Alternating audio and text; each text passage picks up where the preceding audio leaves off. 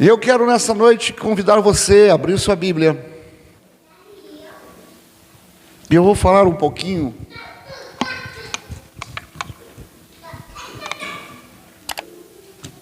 sobre sofrimento nessa noite. Como ser a vontade de Deus. 2 Coríntios, capítulo 12, versículo 9.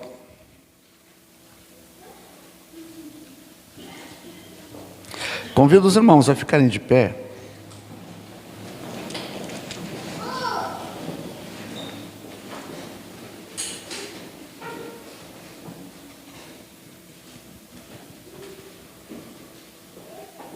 E depois convido você a abrir também em Êxodo, capítulo 20,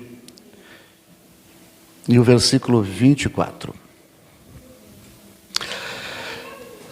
2 Coríntios, se eu posso ler, diga amém.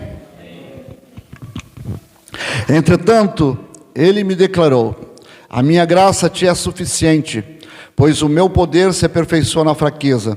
Sendo assim, de boa vontade, me gloriarei nas minhas fraquezas, a fim de que o poder de Cristo repouse sobre mim. Por esse motivo, por amor de Cristo, posso ser feliz nas fraquezas, nas ofensas, nas necessidades, nas perseguições, nas angústias, porquanto estou enfraquecido, pois quando estou enfraquecido é que sou forte. Livro de Êxodo, capítulo 20, e versículo 14 diz: um altar de terra me farás, e sobre ele sacrificarás os teus holocaustos, as tuas ofertas pacíficas, as tuas ovelhas e os teus bois. Em todo lugar onde eu fizer celebrar a memória do meu nome, virei a ti e te abençoarei. Sente, querido irmão.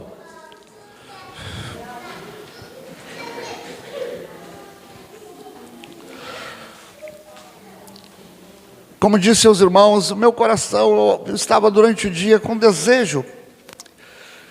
E eu estava sentado e pedindo ao Senhor: põe esse mesmo desejo ainda, esta mesma vontade, esta mesma graça.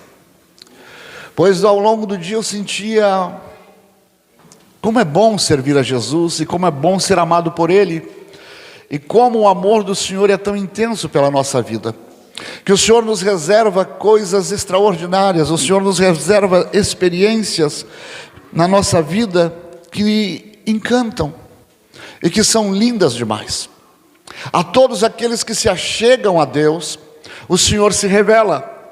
A todos aqueles que se aproximam de Deus para fazer a sua vontade, que é que o homem esteja ali buscando, que o homem esteja perto dele, o Senhor se achega até ele. E na medida que o Senhor vai se achegando ao homem, o Senhor vai trazendo mais dele à nossa vida. Na medida em que nós nos aproximamos dele, mais dele nós vamos recebendo. Nós vamos tendo a nossa mentalidade mudada, nós vamos tendo os nossos pensamentos transformados, nós vamos tendo as nossas atitudes totalmente modificadas, totalmente transformadas pela presença dele, pela presença dele na nossa vida, pela intimidade com ele, pela convivência com ele. Ele vai nos mudando. E nós lemos o que o apóstolo Paulo escreveu aos irmãos da cidade de Corinto, quando ele estava falando a respeito dele. E quando nós olhamos para trás, olhamos alguns anos atrás da vida dele, nós vamos encontrar que antes ele era um homem perseguidor. Ele era um homem que perseguia a igreja, ele tinha autoridade para isso, ele tinha influência para isso, ele era um homem de muita influência no seu tempo, e que detinha cartas que lhe davam autoridade e poder para perseguir a igreja. E a história nos conta que até mesmo pelos cabelos Paulo arrastava as nossas irmãs, levava cativo, levava aprisionado, porque ele era um perseguidor ferrenho do evangelho. Até o dia em que ele está indo no caminho de Damasco, indo procurar os irmãos, procurar a igreja que lá estava, para tomar de novo e trazer também consigo cativos alguns. Ele teve uma revelação tão extraordinária. A maior revelação da sua vida foi quando o Senhor Jesus se revela a ele no caminho de Damasco. A maior revelação para a vida de Paulo foi ter o encontro com o Senhor Jesus. Esse encontro que trouxe sobre a sua vida uma transformação. Deixou de ser perseguidor para passar a tornar-se em perseguido por amor a Cristo. Porque naquele dia o Senhor Jesus lhe falou: Saulo, Saulo, por que tu me persegues? E o Senhor disse: você vai ver que a partir de hoje como vai ser caro para você. Como vai ser caro para você seguir. Como vai ser caro para você viver a sua vida por amor de mim, porque você vai ser tão envolvido por mim, que você vai renunciar toda a sua qualidade humana. Você vai ser tão envolvido por mim, Paulo, que você vai dizer que todas as coisas que você foi na sua vida inteira, você refuta por imundícia, você refuta por menos que nada. Todos os seus títulos, toda a sua cultura, toda a sua influência, tudo isso você vai abrir mão, simplesmente por um momento e uma revelação que o Senhor lhe trouxe, que veio desenvolvendo dia após dia, porque o encontro na vida dele não se deu apenas naquele dia, ali iniciou, mas foi cultivado, foi sendo desenvolvido dia após dia. E na medida que nós vamos nos achegando a Cristo, nós vamos nos aproximando dele, dia após dia nós vamos nos apaixonando mais e mais por ele. Todos aqueles que realmente vão até ele se apaixonam por ele, e tem ele como maior valor dentro de você. Quando o Senhor Jesus trouxe a parábola do campo de grande valor, ele disse que o homem encontrou um tesouro em um campinho, encontrou um tesouro num pedaço de terra, e ele vai e deixa tudo ali, vai, vendeu tudo que possuía, vendeu casa, vendeu bois, vendeu tudo que tinha, veio e comprou aquele campo, porque naquele campo ele encontrou o maior tesouro que alguém poderia encontrar. E quando isto aconteceu com a vida de Paulo, ele abriu mão de tudo, porque ele encontrou o maior tesouro. E quando o homem encontra este maior tesouro para a sua vida, que é Cristo Jesus, as outras coisas perdem valor e perdem importância. As demais coisas da vida se tornam sem valor e sem importância, porque seguir a Cristo é precioso. Mas seguir a Cristo também traz suas dificuldades. Seguir a Cristo não é um caminho onde você vai simplesmente estar só surfando na onda, lá em cima, no alto, no melhor de tudo, no topo de tudo. Seguir a Cristo é andar com Ele, viver com Ele no tempo bom e no tempo ruim. É aprender que o Senhor é suficiente quando Ele te leva lá em cima, mas também é suficiente quando você desce lá embaixo, porque Deus é Deus do alto e também Deus do baixo. Deus é Deus de vale, é Deus de montanha. O importante é que depois que nós encontramos Ele, não importa se estou na montanha, não importa se eu estou no vale, o que importa para mim é que Ele está dentro de mim. E neste estágio em que Cristo está na nossa vida, nós vamos nos entregando, nós vamos nos doando, nós vamos nos oferecendo a Ele a cada dia. Porque Ele chegou um momento na vida que disse que o amor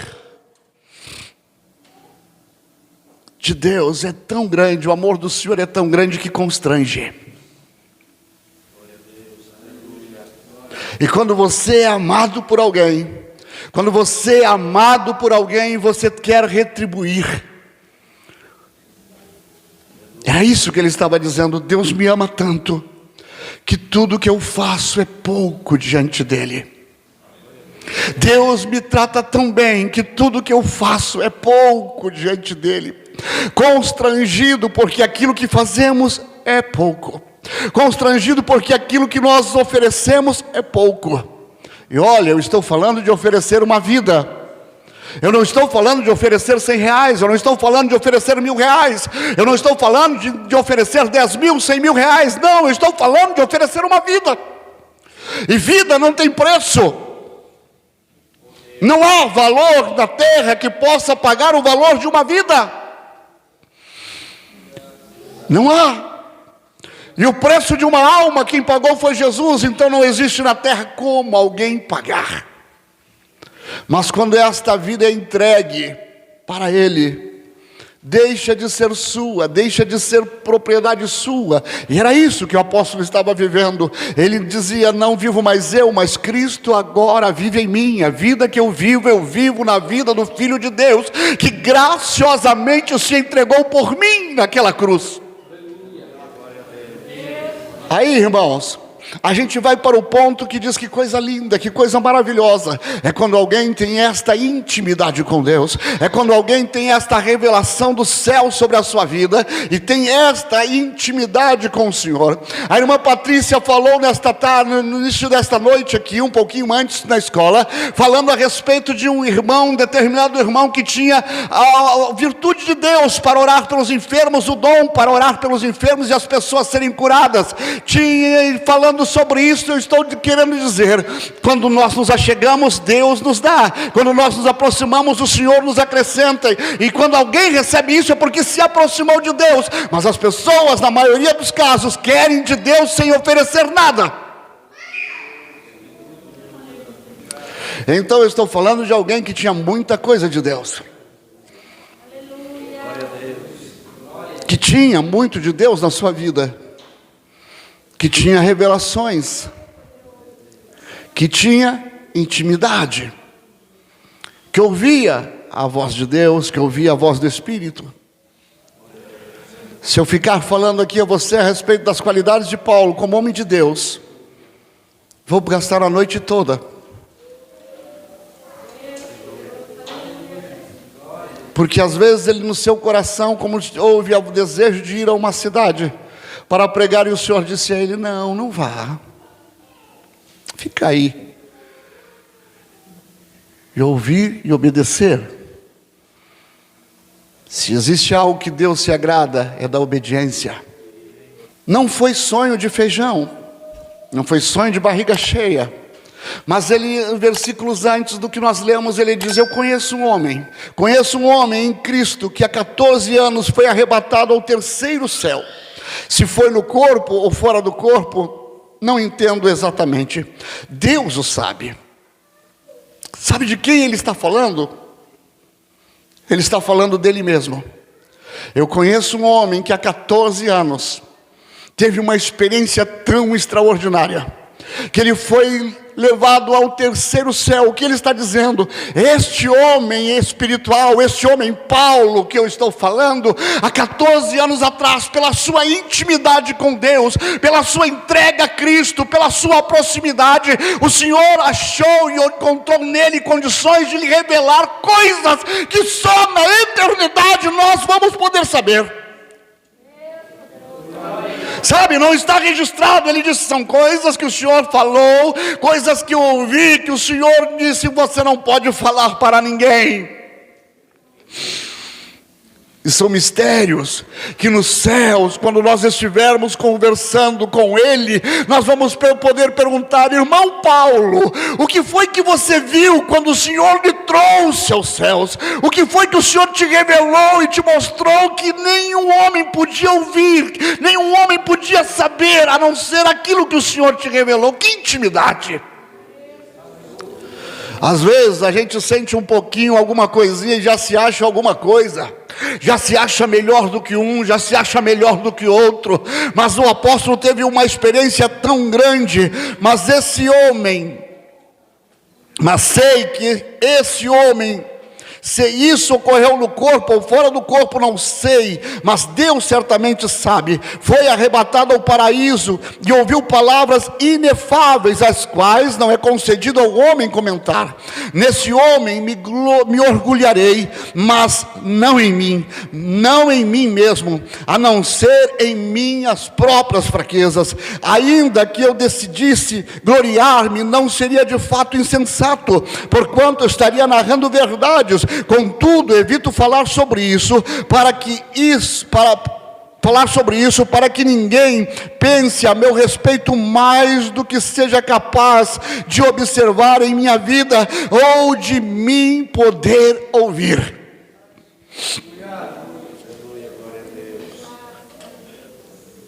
Olha, a intimidade com Deus e a vida entregue ao Senhor tão verdadeira e tão profunda, que ele diz que se orgulharia daquele homem que subiu lá. Mas do Paulo que andava por ali, ele disse: eu só tenho as minhas fraquezas. Eu só tenho as minhas fraquezas para me orgulhar. Eu só tenho as minhas limitações. E mesmo tendo todas estas condições na sua vida, foi necessário que o Senhor colocasse um espinho na sua carne, para que ele não viesse a se encher de orgulho pessoal, para que ele não viesse se tornar soberbo e achar que era melhor do que qualquer outro. Olha só. E para impedir-me que eu me tornasse arrogante por causa da grandeza dessas revelações, foi-me colocado um espinho na carne, um mensageiro de Satanás para me atormentar. Por 3 vezes roguei ao Senhor que removesse de mim. Sabe o que é isso? Uma pessoa fiel, extremamente fiel, entregue ao Senhor, voltado para o Senhor, vivendo para o Senhor, e que teve experiências que nenhum outro homem possuiu. Você encontra só Paulo e João tendo revelações dos céus. E onde é que João estava quando recebeu as revelações do Apocalipse? Estava em casa, numa rede. Alguém pode dizer, ele estava na beira do mar. Estava, mas era uma ilha de cativeiro. Estava isolado, estava em aprisionamento, exilado na ilha de Patmos. E num domingo, o Senhor Jesus veio a ele. Quando a Bíblia diz domingo, domingo é o dia do Senhor, e ele lá estava João na ilha, e o Senhor veio a ele trazendo revelações, e estas revelações nós temos aqui. Como é que eu sei como é o céu? Eu sei porque João esteve lá e o Senhor mostrou para ele. E nós sabemos que os céus é daquela maneira, porque João recebeu do Senhor esta revelação, que as ruas são como que ruas de ouro, as calçadas são como que cristais. Como? Não diz que é, mas tamanha é a grandeza do que lá está. Sabemos que existe um rio da vida que corre do trono de Deus. Por quê? Porque ele esteve.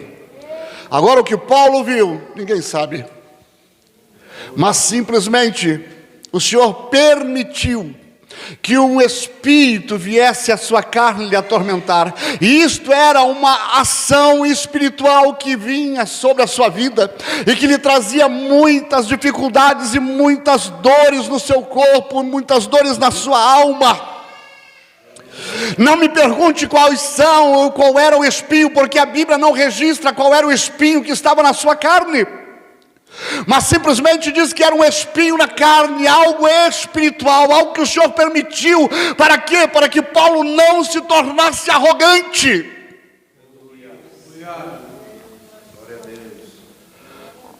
Para que ele não se achasse alguém. Então tinha uma coisa que lhe incomodava. Há alguns eruditos que falam a respeito de algumas coisas, algumas suposições do que poderia ser, e alguns até dizem que eram os falsos irmãos que viviam no meio da igreja, que eram para ele um espinho na sua carne. Pode ser que seja isso. Outros dizem que era a sua dificuldade, que ele ficou depois de ter a revelação de Jesus lá no caminho de Damasco, e que ele havia ficado cego, e quando Ananias orou, a sua visão voltou, mas que ela não voltou perfeitamente. E ele tinha que fazer a obra do Senhor, viajar de lugar em lugar, andar fugindo, andar por todos os caminhos, tendo limitações no seu corpo físico. Alguém que orava pelas pessoas e o Senhor curava. Alguém que a serpente mordia a sua mão, ele chacoalhava sobre o fogo, caía a serpente ali, alguém dizia: este homem aí é um pecador, porque escapou de um naufrágio e agora a serpente lhe pega. Deixa eu dizer uma coisa para você que é crente, tem medo de feitiçaria, tem medo de coisas assim, tem medo das investidas do inferno. Não há encantamento que pegue em servo de Deus, que venha e tenha domínio, tenha impacto sobre a vida de um crente. Não, quem está em Jesus Cristo, está em Cristo, está guardado pelo sangue, e Satanás não pode passar pelo sangue.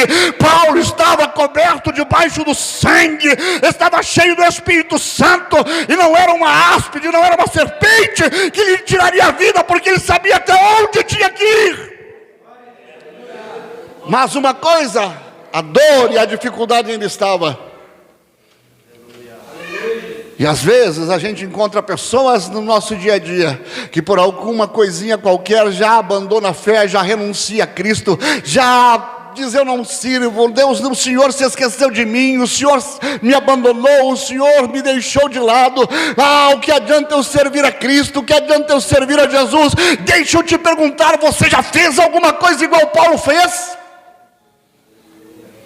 Você já ganhou uma cidade sozinho? Às vezes nem uma alma a gente conquistou para Jesus.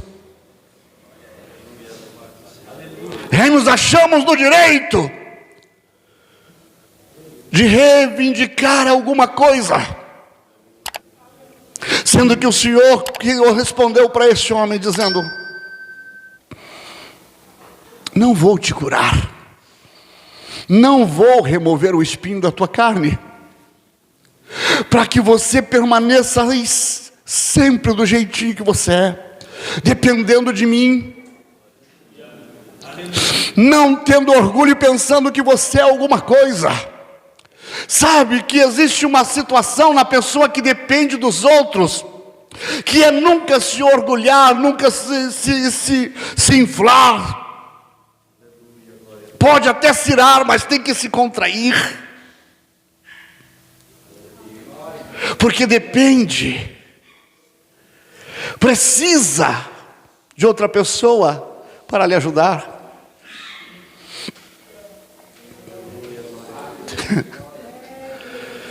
E Deus deixa de ser Deus. Deus deixou de ser Deus para ele. Jesus deixou de ser Jesus para ele. Ele deixou de amar a Jesus por causa disto? Não. Mas entendendo que o poder de Deus se aperfeiçoa na fraqueza.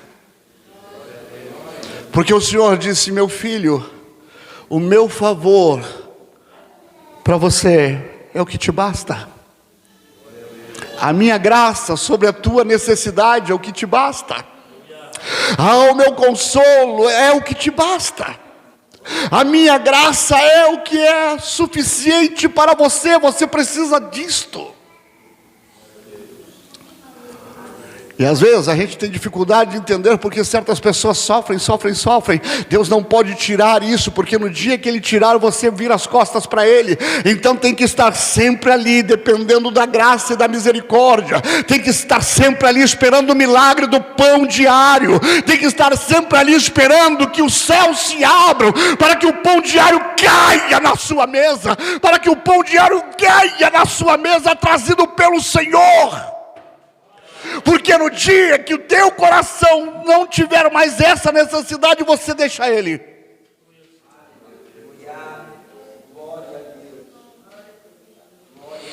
Isso não é amor.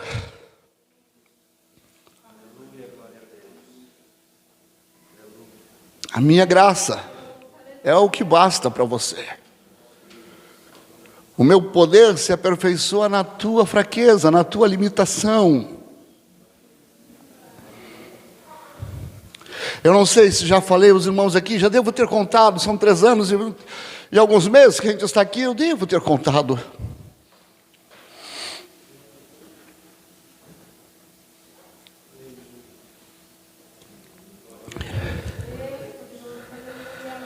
Sobre a minha necessidade, sobre a minha debilidade.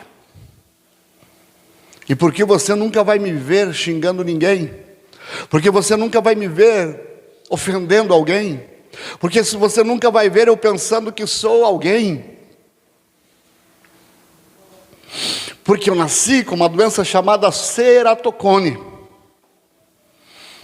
que é o olho sendo deformado e matando as células da córnea, porque o olho vai ficando bicudo, e vai até que fica um branco total no olho, e a pessoa não enxerga mais. E só apenas um transplante de córnea poderá devolver uma oportunidade, uma esperança para que ele volte a enxergar. Aí você vai perguntar, o senhor já tem um transplante de córnea? Tenho. Esta córnea aqui tem 2 anos a menos do que eu. Ela tem 51 anos e o restante do meu corpo tem 53. Mas um dia eu estava na igreja, numa consagração de obreiros, lá só os obreiros integrados. E a minha lente começou a me incomodar, e eu estava adorando lá no fundo, junto com os demais obreiros, cada um espalhado dentro da igreja num canto, junto com o nosso pastor. E ela começou a me machucar. E eu tirei ela para não ter consequências piores. E eu pensava, vou embora ou fico?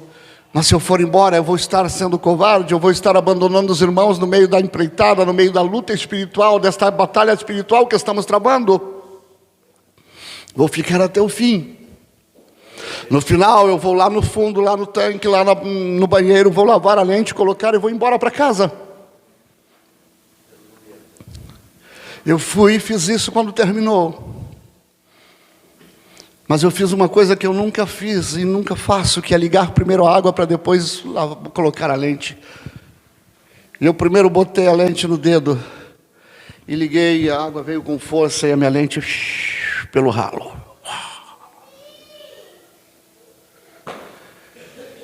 Aí naquele instante Satanás diz, o que adiantou você estar o dia inteiro orando? Você estar aqui, olha aí, não tem como você ir para casa dirigindo. Aí você se sente o mais humilhado entre todos, porque eu procurei, havia um ralo assim, dobrei os joelhos e catando, ver se eu encontro, na esperança de encontrar ela no meio daquela areia. Não daria mais para colocar no olho, mas a esperança que estava ali de eu encontrar e colocar para poder ir para casa. Enquanto eu estou ali humilhado, não sou melhor do que você, mas tinha uma voz do inferno dizendo, o que adianta servir a este teu Deus? Poucas são as vezes que eu tenho alguma atitude e eu falo sozinho.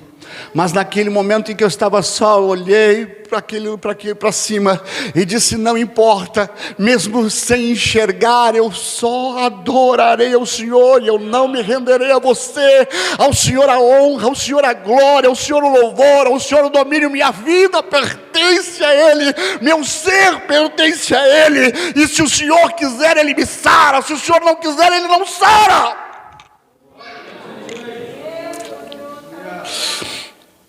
Resumindo, precisei buscar um outro companheiro pastorizando que também usa lente de contato, conhece, sabe, para procurar, não tinha mais como achar.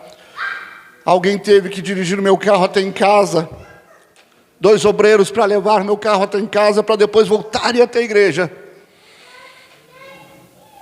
E eu alguns dias sem poder enxergar, esperando que alguém fizesse lá, o laboratório fizesse. Deu errado, não deu certo. O campo visual da lente ficou menor que a menina dos meus olhos, que o grão do meu olho, que a pupila. E se o facho de luz não for completamente direcionado, você não enxerga bem. A lente ficava eu vendo uma foto desfocada. Coloquei tudo desfocado. Eu passei 1 ano lutando. Um dia fui ao meu pastor. Ele disse, pastor, eu estou com esse problema. Se o senhor quiser colocar outro obreiro lá no setor, o senhor pode pôr, porque eu estou extremamente limitado, não tenho como. O Senhor já me usou para curar pessoas, irmãos. Eu sei o que é Deus que cura, porque o Senhor já usou estas mãos para curar alguém. Mas quando eu precisava, a resposta ainda era não. Eu disse: pastor, esta é a minha situação. Ele disse: Antônio, descansa a tua alma, porque mesmo que tenham que te trazer pela mão, enquanto você falar, tem lugar para você nesse altar. Nem que você tenha que ser conduzido pela mão, disse ele, tem lugar para você aqui.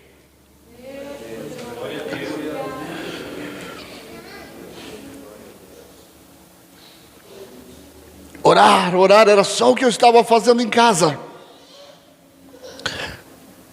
Era só o que eu estava fazendo em casa. Talvez você diga: eu estou depressivo, pastor. Sabe que é um homem velho sentar no sofá, se encolher todinho e ficar em posição fetal? Porque eu queria poder entrar no ventre da minha mãe de novo, para não viver o que estava vivendo. E um dia eu preguei naquela igreja, botei lá, consegui ir para a igreja. Eu ia de vez em quando, porque eu não conseguia estar todos os cultos. Esse rapaz aqui era bem mais jovem, e eu preguei esse texto. Quando nós voltamos, ele disse: pai, continua pregando desse jeito. E ele repetiu para mim: eu conheço um homem que há 14 anos, não sei se no corpo ou fora do corpo, foi que ele disse: pai, continua pregando desse jeito. Eu disse: é, filho, mas é que você não sabe o quanto está sendo difícil para mim.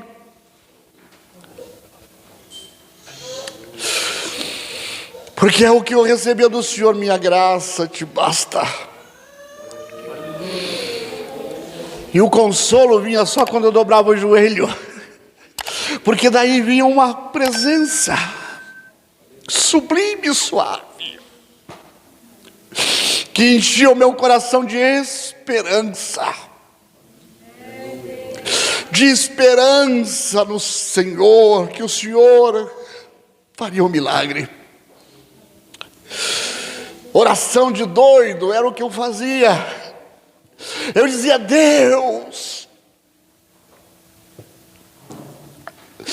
eu preciso enxergar. Senhor, já que a medicina diz que não tem como ampliar o campo visual da lente, diminui a minha pupila, para que eu volte a ter uma vida normal.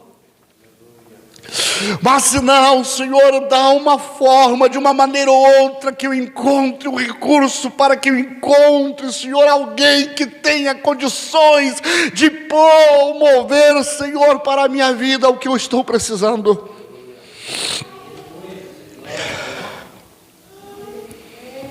Aí você pergunta: como é que você está aqui, pastor, hoje dirigindo? Como é que você está aqui lendo? Como é que você está aqui nesta igreja pregando? Simplesmente porque a graça do Senhor é suficiente, e o poder dele se aperfeiçoa na minha limitação, na minha fraqueza, na minha debilidade, na minha incapacidade, na minha necessidade. É isto que o Senhor Jesus estava dizendo, é isto que Paulo estava dizendo a todos nós, irmãos. É na fraqueza que nós somos fortes, é quando nós estamos fracos que o Senhor se manifesta, é na nossa fraqueza que nós vemos a grandeza do Senhor, é na nossa fraqueza que vem a graça e a verdade dEle, não é no momento de força. Tem gente que diz: quando eu estiver forte eu vou caminhar direitinho. Irmão, você nunca vai estar forte para alinhar o teu passo. O Senhor não vai nunca, querido irmão, alinhar o seu passo.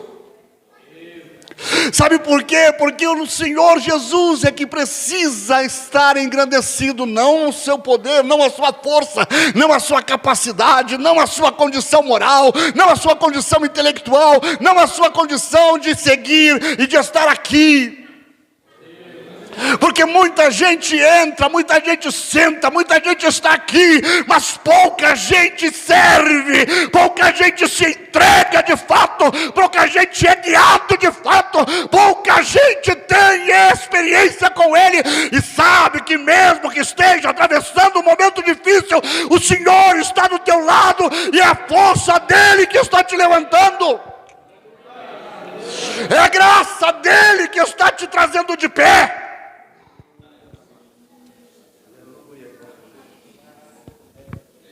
Não é outra coisa.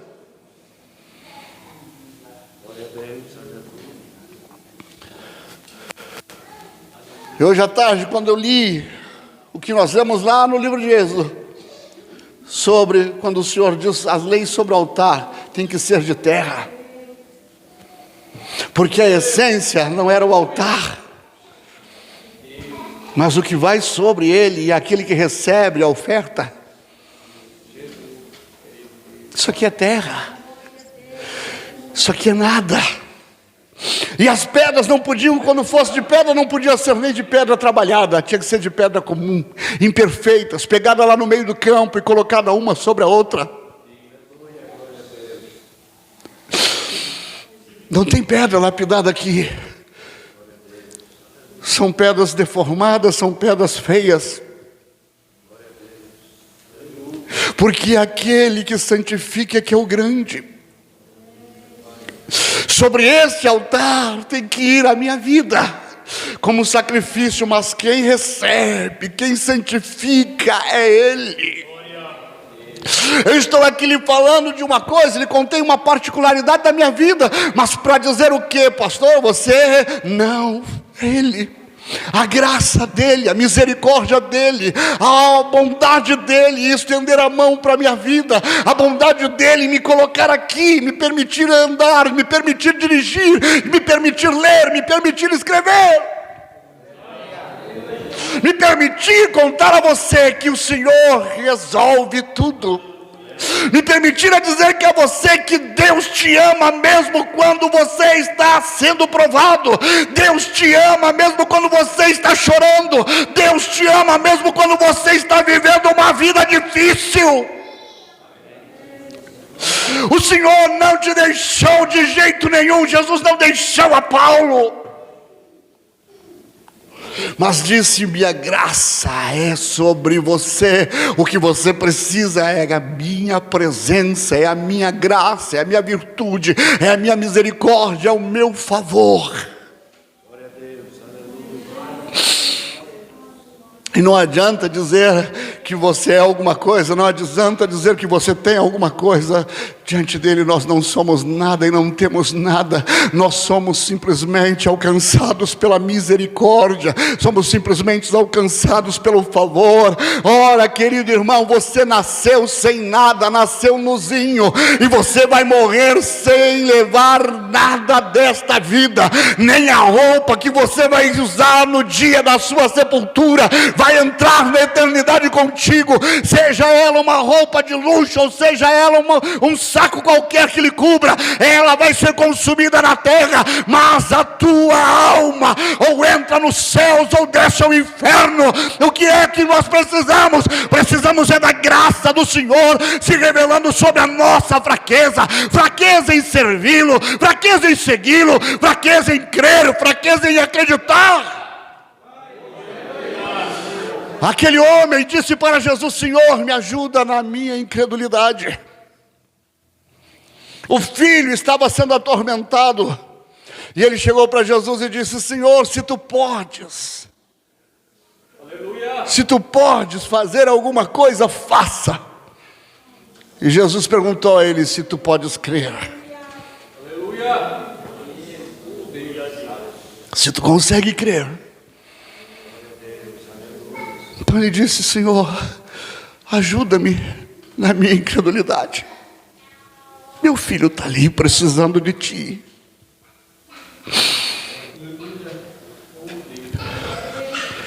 O que você precisa está nele, depende dele. E precisa chegar para ele e dizer: Senhor, me ajuda. Paulo disse: eu orei por 3 vezes e o Senhor me disse: tem coisas que o Senhor não vai tirar, vai deixar aí. Só Ele nunca vai deixar de estar contigo. Ele nunca vai deixar de estar comigo. Porque o que tem que aparecer é Ele. É o seu favor, é a sua misericórdia, é a sua graça.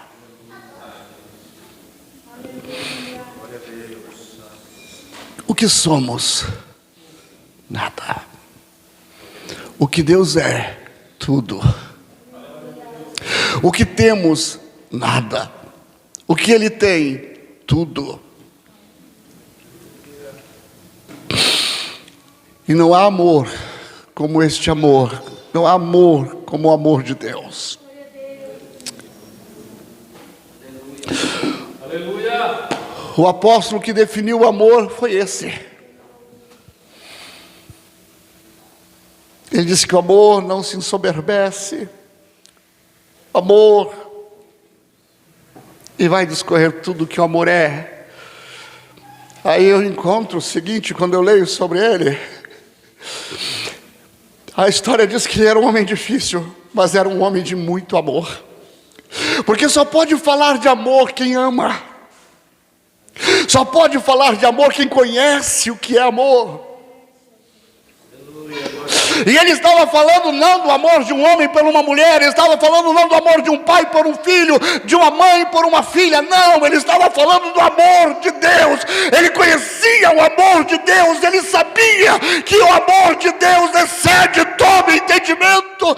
E porque o Senhor amou a mim e a você, Ele entregou a Jesus para morrer na cruz do Calvário, doando a sua vida para que eu pudesse viver. Então é por isso que esse homem que prega o amor, ouve o Senhor dizer: a minha graça, ela te basta. A minha presença é suficiente. Eu não sei se você está sofrendo, eu não sei se você está lutando, eu não sei se a tua vida está sendo difícil, eu não sei se você está chorando, eu não sei como está sendo a sua vida. A única coisa que eu sei te dizer nessa noite é que Cristo é suficiente para você. A única coisa que eu sei te dizer é que o amor de Deus é a única coisa que é suficiente para você. Tira a tristeza, tira a dor, tira o desânimo, tira a falta de fé, tira a falta de esperança, tira toda esta situação que vem vindo sobre você.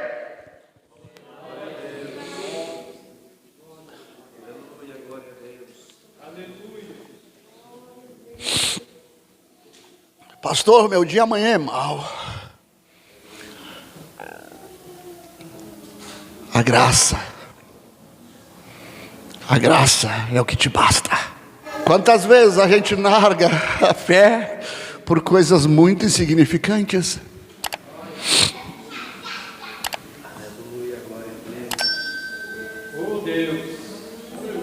Disse ele: conheço um homem que há 14 anos, não sei se no corpo ou fora do corpo, mas teve revelações divinas. O mesmo homem tinha sofrimentos. E se para ele bastava a graça, para mim tem que bastar, e para você também. Então eu queria te convidar a ficar de pé agora.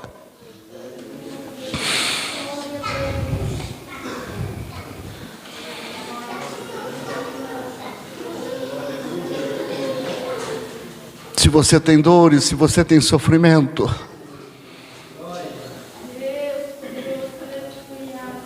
e você veio a este lugar nessa noite, tudo que você queria era que Deus dissesse: vai acabar.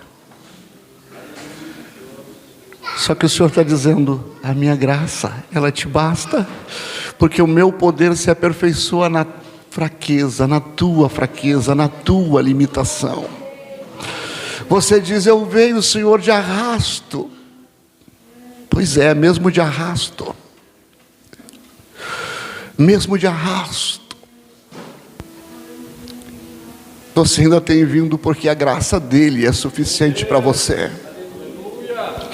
Satanás não te alcançou porque a graça dele ainda está sobre você. Você não foi destruído porque a graça dele ainda está sobre você. Você não foi arrebentado pelo inferno porque a graça dele ainda está sobre você. Então nessa noite, querido que aqui está, reconheça que existe um Deus tão grande, que existe um Deus tão poderoso, que existe um Deus maravilhoso, que mesmo na tua dor, mesmo no teu sofrimento, está junto contigo. Para ele, Paulo, não teve solução para aquela necessidade, mas aquilo não foi impedimento dele ser o homem que foi, de ser o servo que foi. Talvez a tua luta termine logo ali na frente. Talvez a tua dificuldade termine logo ali na frente. Só não esqueça, precisa dele. Precisa dele. Você é terra. Você é pó. Você é cinza. Não é nada. Grande é ele. Grande é ele. Grande é ele para a tua vida.